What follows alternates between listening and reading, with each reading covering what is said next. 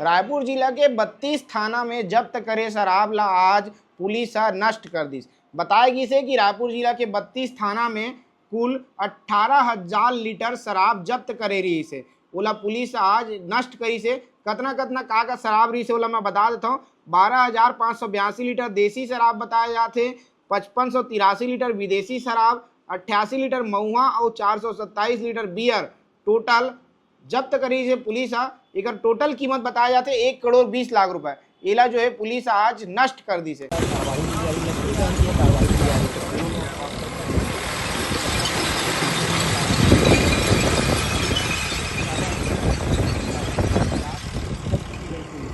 नष्ट करेगी जो तस्वीर है वो तस्वीर आप मन देखा।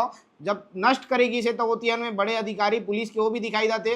रायपुर के एसपी लाल उमेन सिंह वो भी नजर आवत हैं। उसके बाद एक बड़ा सा गड्ढा किया गया है। अभी जो शराब की बोतलें के टुकड़े हैं उसे उसमें डाल दिया जाएगा। फिलहाल हमारे साथ यहाँ पर